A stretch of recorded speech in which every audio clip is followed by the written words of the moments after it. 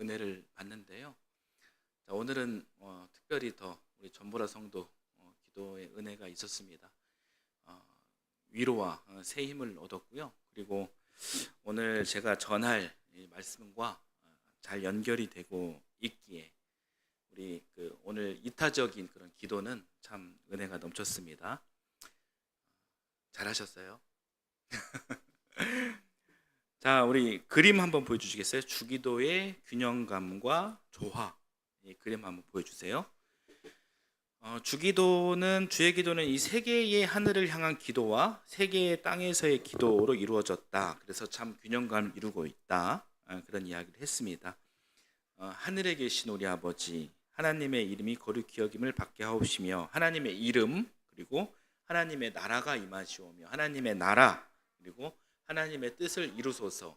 하나님의 뜻, 이 세 가지가 하늘을 향한 청원이라고 했죠. 하늘을 향한 청원, 즉 하늘 기도, 하늘 파트의 기도 세 가지였습니다. 그리고 이어지는 내용은 땅의 기도 세 가지로 연결됩니다. 연결되는 이 중간에 이 하늘과 땅을 연결하는 그런 문구가 있었죠. 그 문구는 바로 하늘에서 이루어진 것처럼 땅에서도 이루어 주옵소서였습니다. 이 중간 문구의 역할은 하늘에 계신 아버지께 간절히 바라는 것입니다. 뭘 바라냐면 이 땅의 나라에도 완전한 이 하늘의 하나님 나라가 이루어지길 간절히 바라는 그런 기도입니다. 이제 그 문구가 이제 하늘에서처럼 땅에서도 이루어 주옵소서였다는 것이죠. 자, 기억하시죠? 지난주까지 이런 이야기를 우리가 말씀으로 나눴고요. 그랬습니다. 여러분, 다시 강조하지만 주의 기도는 기도 중에서 가장 완성된 그리고 가장 위대한 기도입니다. 그리고 이 주의 기도는 신앙인인 우리에게 기도의 표본이 되어지는 것입니다. 그래서 신앙인으로서 우리가 주기도가 갖고 있는 의미에 대해서 우리가 자꾸 이렇게 복습하는 것이 참 좋습니다. 굉장히 중요합니다.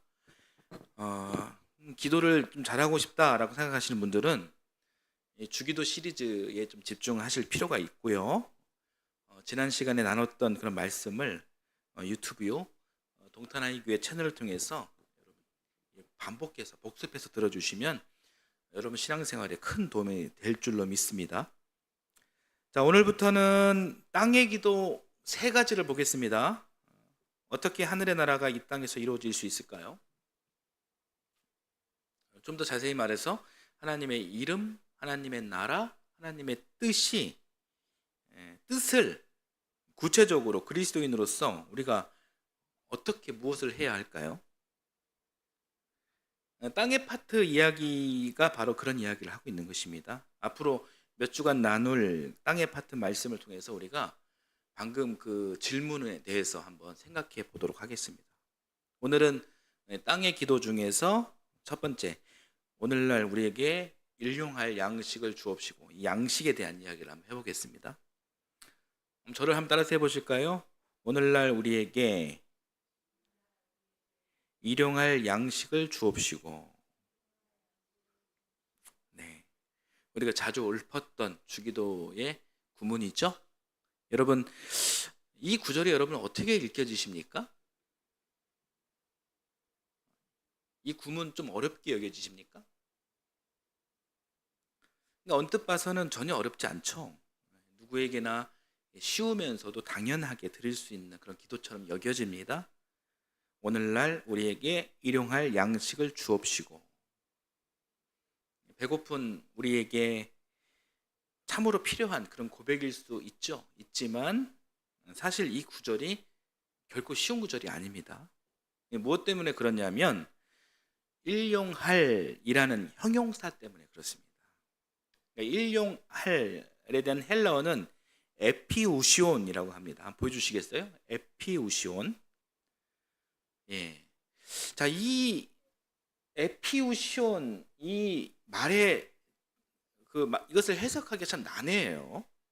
우리말 번역으로는 일용할이라고 이렇게 번역이 되었습니다. 그러나 이 성서학자들은요, 이 에피우시온에 대한 뜻을, 정확한 뜻을 잘 알 수 없다라고 이렇게 이야기를 합니다. 그 이유는 에피우시온은 이 성경에서 딱 주의 기도, 이 주기도문 여기에서만 나오고 다른 곳에서는 이 단어가 사용되지 않기 때문에 그렇습니다.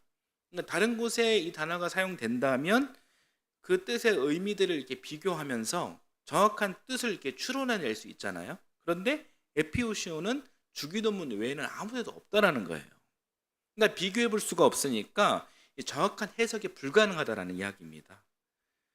그래서 이제 성서학자들은요, 이 뜻을 좀 더 자세히 구체적으로 밝혀내기 위해서 고고학을 통해 가지고 여러 자료들을 끄집어내서 찾으려고 했었지만 거기에서도 이 단어를 찾을 수 없었다라는 거예요.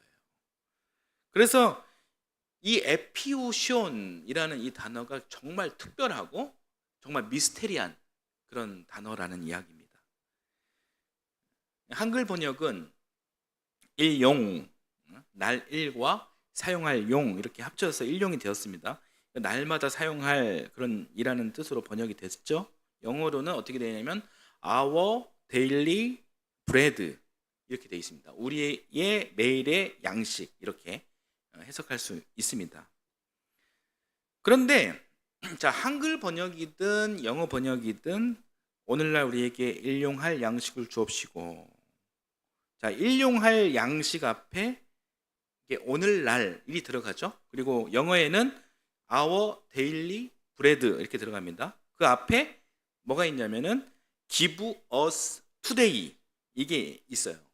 그렇기 때문에 일용 그리고 our daily의 뜻이 어떻게 읽혀지냐면은 오늘 당장 필요한 그런 뜻으로 이해할 가능성이 큽니다. 그렇죠? 여러분도 주기도를 이렇게 읊으면서 고백하면서 사실 그렇게 이해하신 경향이 있죠? 저도 그렇게 이해를 했습니다.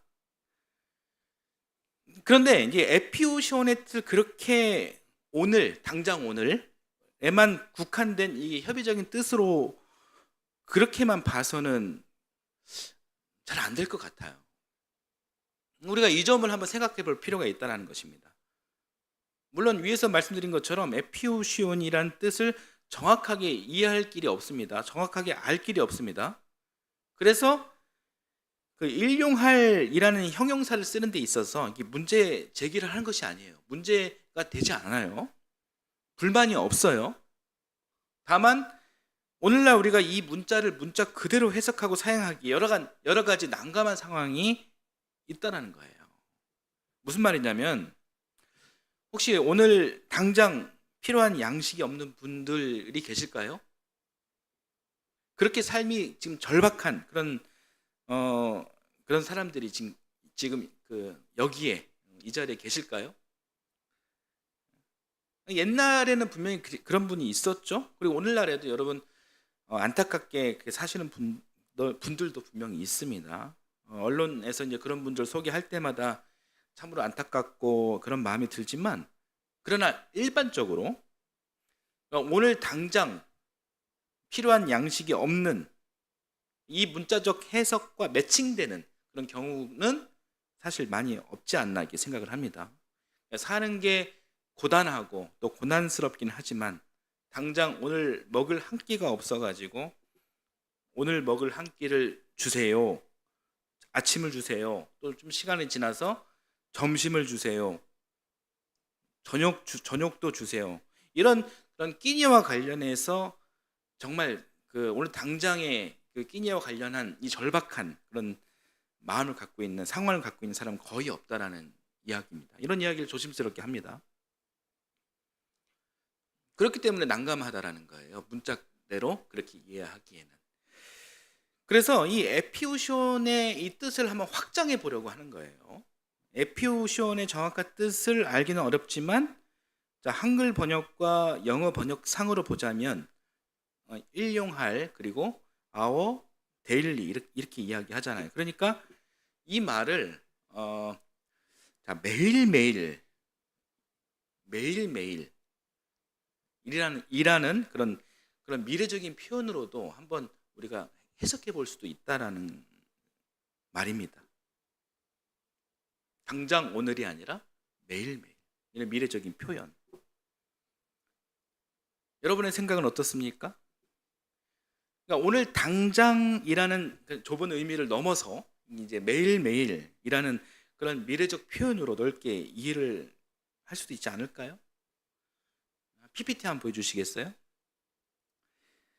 자, 일용할 양식, our daily bread의 뜻은 좁은 의미로는 그렇습니다. 오늘 먹을 빵 이렇게 생각할 수 있고요. 그 다음에 넓은 의미로는 오늘 구운 빵 이렇게 한번 생각해 볼 수 있다는 거예요. 이렇게 한번 해석을 한번 해보자는 것입니다. 저도 요즘에 그 빵을 굽고 있습니다. 굽고 있는데 자, 오늘 구운 빵은 오늘도 당연히 먹을 수 있지만 내일도 먹을 수 있습니다. 저기 전보라 자매님 지난번 드셨던 빵 있죠? 예? 제가 그 빵 맛있었죠? 예, 그 빵 그 전날 구운 거예요. 예. 그러니까 오늘 구운 빵 그 다음날 먹어도 맛있어요. 맛있습니다. 예.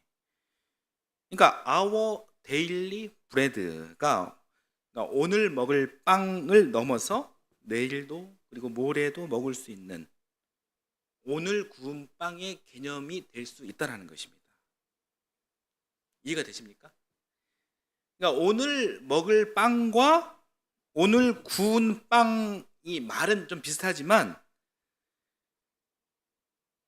이게 이제 근본적인 차이가 있는 거예요. 현재적 개념과 그리고 미래적 개념의 이 개념이라는 차이가 있다는 것입니다. 이것을 어떻게 우리가 이해하고 해석하느냐에 따라서 오늘 주의 기도가 완전히 다르게 읽혀진다는 거예요. 이 뜻에 대한 이해가 이렇게 넓어질 수가 있는 것입니다. 그래서 이런 표현은 좀 어떨까요?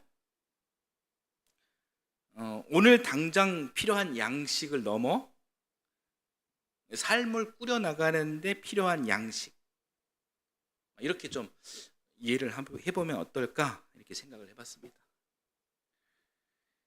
오늘 우리에게 일용할 양식을 주옵시고 에서 일용에 해당하는 에피우시온, 이것을 오늘 먹을 양식, 그러니까 오늘에만 국한하지 말고 이것은 좁은 뜻입니다. 그러니까 에피우시온의 이 양식은 오늘 구운 빵이기 때문에 오늘도 먹을 수 있지만 내일도 먹을 수 있다. 내일도 먹을 수 있는 양식이다. 그래서 오늘과 내일의 생존을 위해 앞으로의 삶을 꾸려나가는 데 필요한 양식, 그렇게 우리가 설명할 수 있다는 것입니다.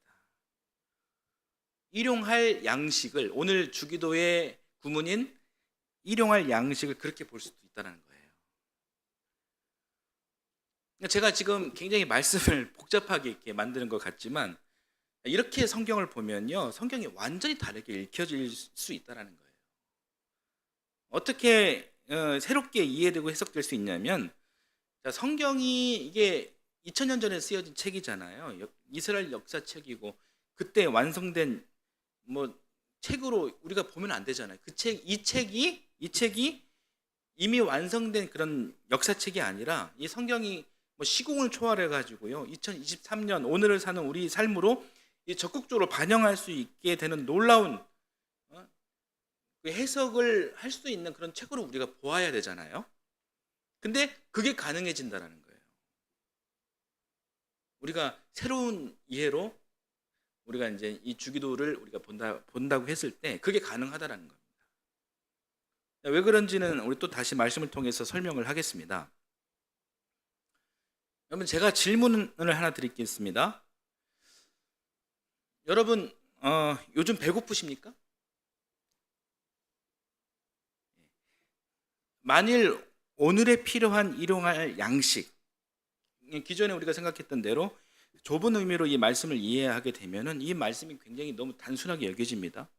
오늘 하루 먹을 것이 없어 괴로움이 가득한 절박함으로 이 문자가 이해되어지는 것이죠. 오늘 아침을 간신히 먹었습니다. 그렇다면 점심은요? 점심을 해결할 수 있는 특별한 묘책이 보이지가 않습니다. 걱정입니다. 부모인 나는 그렇다 치더라도 내 자식들은 어떡할까요? 잘 먹고 커야 하는데 애들이 영양실조라도 걸리면 어떡합니까? 당장 점심도 걱정인데 저녁은 어떡합니까? 이럴 때 하나님 우리에게 오늘 필요한 일용한 양식을 주시옵소서. 이런 상황에는 이런 기도가 필요하고요. 또 가능하죠. 그렇게 이해가 됩니다. 그런데 다시 말씀드리지만 굉장히 조심스러운 이야기지만 요즘 사람들 특히 동탄, 화성 이런 데 사는 사람들은요. 그런 절박함과는 좀 거리가 있지 않을까요? 당장 먹어야 할 양식이 없어 심각하게 고민인 그런 가정이 계실까요? 그런 절박한 분이 계시다면은 우리 사회와 또 교회가 그분들을 적극적으로 도와야겠죠. 잘 도와야 합니다. 그러나 그냥 보편적으로 그렇게 절박한 상황에 처한 분은 아마 우리 시대에 많이 없을 것입니다. 그러니까 우리 조부모님과 부모님 세대까지만 해도 한 끼 먹는 그런 문제가 심각했던 적이 있었죠. 우리는 잘 이렇게 체감할 수는 없지만 보릿고개 이런 시대가 있었습니다.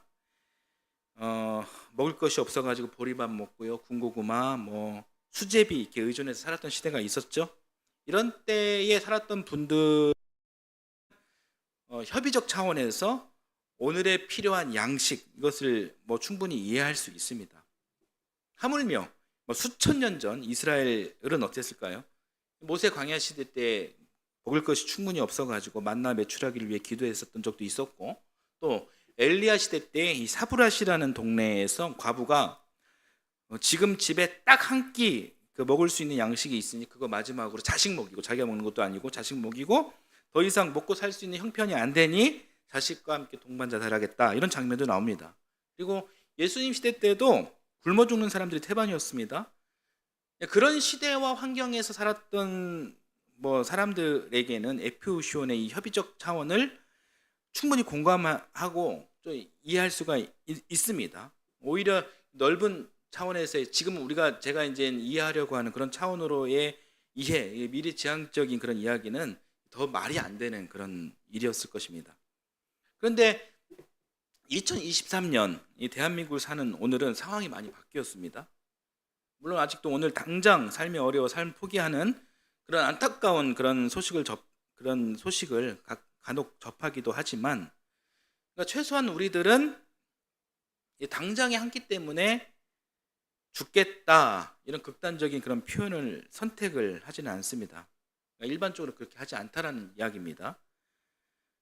이렇게 시대와 상황이 바뀌었으니까 이 에피우시온의 그런 이 해석을 또 재해석하자, 바꾸자, 그런 이야기도 절대 아니에요.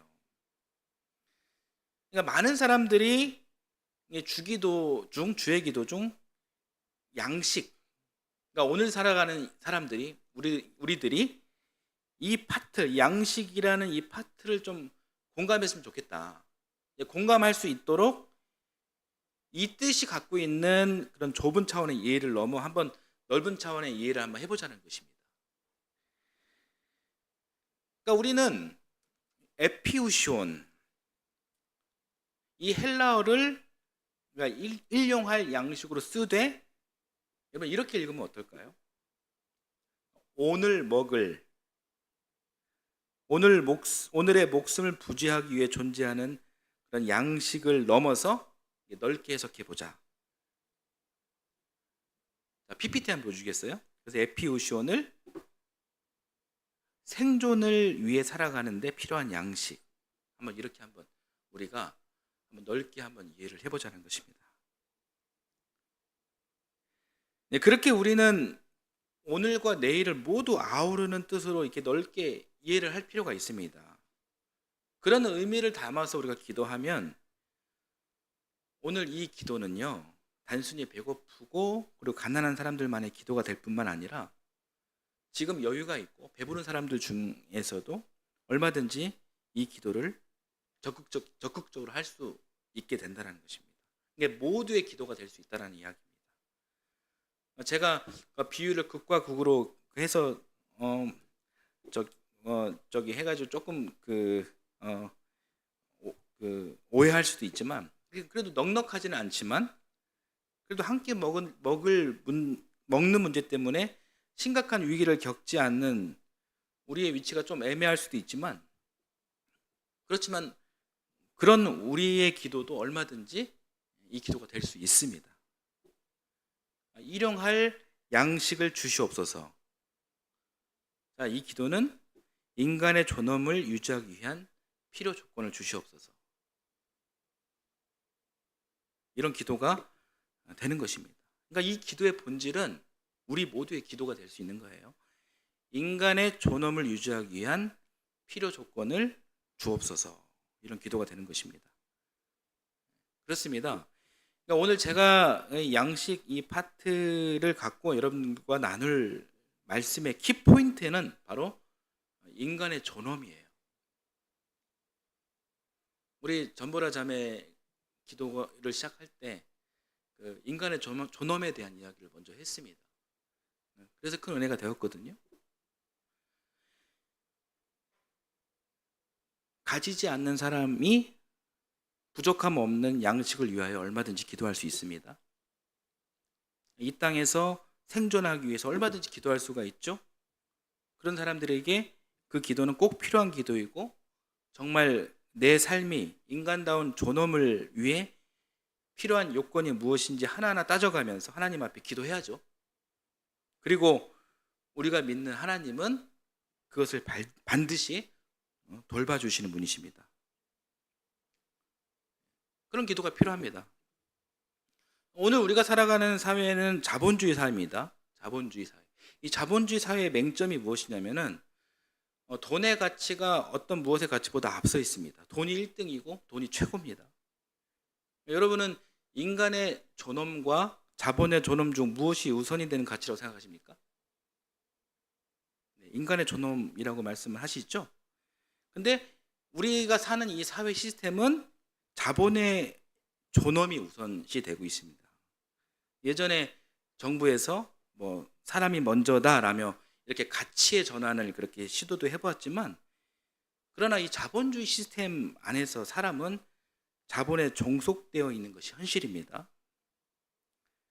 창조신앙, 생명윤리와 반대되는 요소가 참으로 많은 시스템이 자본주의예요. 제가 자본주의 시스템 이 자체를 반대하는 것이 아니에요. 반대하는 그 자체도 모순이 될 수 있죠. 왜냐하면 이 시스템에서 살고 있기 때문에. 자체를 반대하는 것이 아닙니다. 시스템 자체의 문제라기보다는 이 시스템을 운용하는 사람들의 철학이 잘못된 것이죠. 수단과 방법을 가리지 않고 무엇을 추구합니까? 이윤입니다.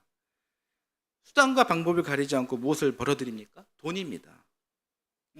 대표적인 것이 뭐가 있나요? 유전자 변형 식품, GMO가 그런 것이고, 그리고 또 핵개발이 그런 것이에요. 인간의 존엄과 인간의 생명과 그게 무슨 상관성이 있냐 이거예요. 그렇지만 돈과는 굉장히, 물질과는 굉장히 상관이 있죠. 요즘 가장 큰 이슈인 후쿠시마 오염수 방류가 또 그런 예죠. 사람의 생명보다, 인간의 존엄보다 돈이 우선시 되는 체제, 그것을 보전해주고 보장해주고 길을 열어주는 체제가 자본주의라는 거예요. 이 시스템에서 생명이 희생되어지고 죽어나가고 환경이 파괴되는 것쯤은 그럴 수 있다고 생각하는 것이 문제입니다. 그런데 그런 사람들에게 그들의 그런 이윤, 그들의 자본, 그들의 돈, 이것이 위협받는 일이 있다면은 그 사람들은 결코 그 일을 또 허용하지 않습니다. 근데 그런 사람들이 누구냐? 절대 다수가 아니에요. 절대 소수입니다. 절대 그 소수가 이 사회 전체를 그렇게 훼손하고 망가뜨리고 있는 거예요. 이 절대 소수가 세계 경제를 좌지우지하는 1%의 가진 자들입니다. 대기업, 자본가, 이런 사람들이에요. 이 자본가의 꼭두각시 역할을 하면서 1% 이들의 부의 축적을 위해 길을 열어주는 그런 수구 정치인들, 이런 사람들이에요. 이 절대 소수 1%의 사람들, 이 사람들이 이 시스템, 이 철학을 만든 거예요. 이들이 가진 부와 권력은 절대적이죠. 이 사람들이 잘못된 사람들이죠.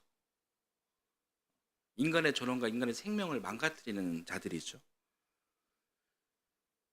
그런데 참으로 정말 안타까운 사실은 이 사람들의 성공 신화, 이것이 절대 다수의 꿈이 되고 희망이 되어버렸습니다. 그 꿈을 쫓아 살아가는 절대 다수의 그런 인생은 사실 모두 다 승승장구하고 성공하는 인생이 아닙니다. 실패와 좌절의 연속이 되어져 버립니다. 그리고 비참한 인생이 되어집니다. 예전에는 이런 말이 있었죠. 개천에서 용난다, 이런 말이 어느 정도 있었고 신빙성도 있었지만 지금은 사회 구조상 그러기가 쉽지 않아요.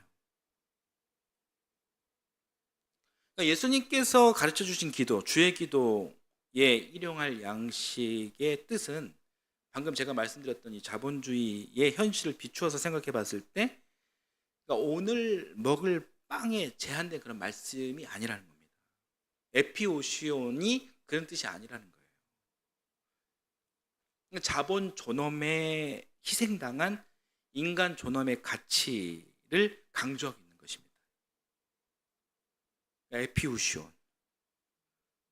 예수님께서 가르쳐 주신 기도, 일용할 양식은 우리 인간이 살아내는 최소한의 삶의 조건, 단지 오늘 먹을 빵이 아니라 인간다움을 유지하고 존엄을 유지할 수 있는 오늘 먹을 빵과 그리고 내일까지 먹을 수 있는 빵을 이야기해 주고 있는 것입니다. 이 양식을 달라고 기도하는 것은 누구든지 그 어떤 누구가 되었든지, 그 사람이 배웠든지 못 배웠든지, 그 사람이 부자든지 가난하든지, 그 사람이 어떤 일을 하고 있는 사람이든지 누구이든지 그 사람이 하나님의 형상을 닮은 사람이라면 그 사람은 존엄을 유지하고 그리고 뜨거운 사랑을 받을 수 있고 따뜻하게 대접받는 그런 세상을 살 권리가 있다. 그것이 당연하다. 이것을 선언한 겁니다. 돈이 없다고 환자가 의료 혜택을 받지 못하면 안 됩니다. 권력이 없다고 참사를 당해 억울합니다. 권력이 없다고 그 억울함을 일방적으로 당하면 안 된다는 거예요.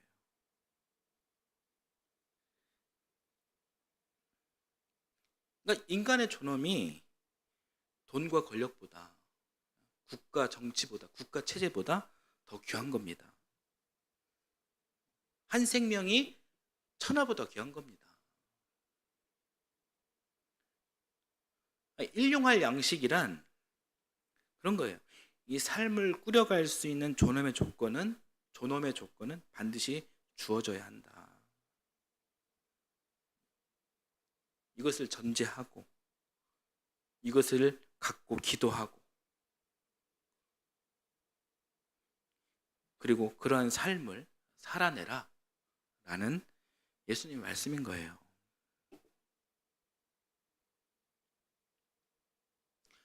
또 일용할 양식은 가난한 쪽에서만 드리는 기도가 아닙니다.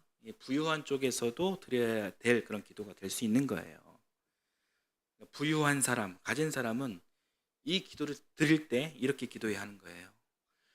주님, 제가 좀 가졌습니다. 제가 돈을 많이 벌었지만 주님, 제가 필요한 만큼만 갖고 살게 하여 주옵소서.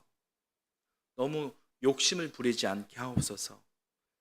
인간의 존엄을 꾸려나가는데 딱 필요한 만큼만 소유하고픈 그 마음을 저에게 주옵소서. 자기 안에 성공 신화를 버리라는 거예요. 이것이 정말 힘든 일이죠. 이것이 진짜 힘든 일이죠. 하지만 저는 이런 기도가 앞으로 우리의 기도가 되어야 한다, 그렇게 생각을 합니다. 돈을 좋아하고 또 돈을 벌기 위해 사업을 하고 직장 생활을 하는 우리들, 지금은 생존의 현장에서 우리 고군분투하죠. 제가 알고 있습니다. 저 역시도 고군분투하고 있습니다. 앞만 보며 달려가고 있습니다. 하지만 그럴 때일수록 우리는 말씀을 통해 우리가 깨달았다면 뒤를 돌아봐야 하는 거예요. 신앙과 이 생업을 따로 떼어서 보는 것이 아니라 이 신앙과 이 생업을 같은 선상에서 같은 연결고리로 마치 이 주의 기도에서 하늘의 기도와 땅의 기도가 아주 균형감 있게 조화롭게 이렇게 위치해 있는 것처럼 신앙과 우리의 삶, 생업 역시도 조화롭게 균형감 있게 있어야 하는 것입니다. 균형감, 조화를 이룬다라는 것은 돈을 버는 우리가 결론적으로 우리가 욕심을 부리지 말자라는 이야기예요. 비록 지금은 내 돈벌이로 내 생활하기에 턱없이 부족한 형편입니다. 압니다. 예. 그렇다고 해서 방금 제가 한 이야기들이 나와 여러분들과 좀 거리가 먼 이야기로 여겨지십니까? 그렇지 않아요. 우리가 지금 준비하지 않으면 나중에는 더 준비할 수가 없습니다. 지금 우리가 말씀을 통해 깨닫고 그리고 우리가 욕심을 버리지 않으면 지금 욕심을 버리지 않으면 나중에는 더 그 욕심을 이길 수가 없게 되는 거예요. 어느 순간 나도 모르게 괴물이 되어질 수 있는 거예요. 창조신앙을 배운 우리가 인간의 생명, 인간의 존엄을 위해 쓰임받기는커녕 인간 위에 군림하려 하는 그런 교만한 그런 괴물이 될 수도 있는 것입니다. 누가복음 12장 13절 말씀을 이렇게 보면요, 예수님의 한 부자 비유 말씀이 있습니다. 어떤 한 부자가 소출이 많아가지고 곳간을 더 크게 지어 양식을 이렇게 더 많이 쌓기로 결정합니다. 그리고 이제 19절을 한번 봐볼까요? 같이 한번 읽어볼게요. 누가복음 12장 19절. 이 결정에 대해서 예수님 말씀이 아니고 이 부자의 이야기를 한번 들어보겠습니다. 같이 읽어볼게요. 그리고 내 영혼에게 말하겠다. 영혼아, 여러 해 동안 쓸 많은 물건을 쌓아두었으니 너는 마음 놓고 먹고 마시고 즐겨라. 이렇게 이야기를 하고 있습니다. 굉장히 참 부러운 인생이죠. 네, 좋습니다. 너무 좋죠. 그러니까 이 부자는 자기가 자기 재산을 쌓으면서 잘못한 것이 전혀 없어요. 이 사람이 뭐 세리도 아니고요, 남의 재산을 착취한 적도 없고요, 또 이 사람이 쌓으려는 하는 이 재물은 결코 불의한 재물이 아니에요. 아주 정당한 자기 자본입니다.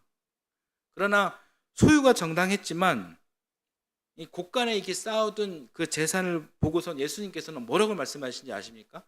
그게 이제 20절, 21절입니다. 예수님 말씀 한번 봐보겠습니다. 같이 한번 읽어볼게요.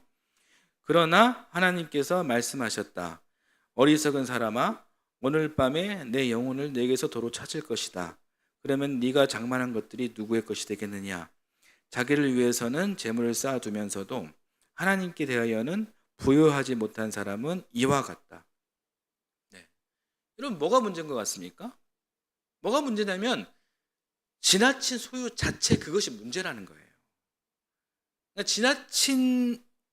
지나치게 소유하는 그 순간 하나님은 떠납니다. 정확히 말해가지고 하나님이 떠나는 것이 아니라 그 사람의 욕심이 하나님을 버리는 거예요.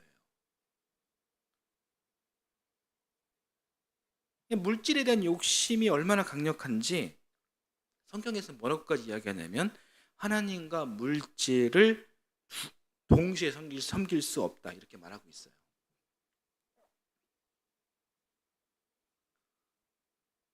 혹시 우리에게 물질을 주셨다면 그것은 하나님의 은혜, 하나님의 선물일 수 있지만 여러분, 그것이 다른 한편으로는 하나님의 테스트일 수도 있는 것입니다.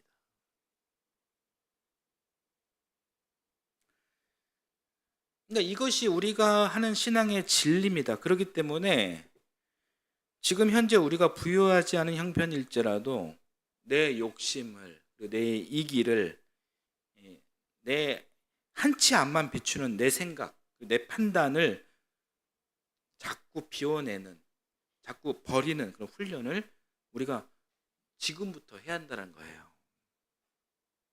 우리 삶의 순간순간이 하나님의 테스트입니다. 하나님, 내 미래를 보장하는 것이 돈이 아닌, 물질이 아닌 하나님이 되게 하옵소서.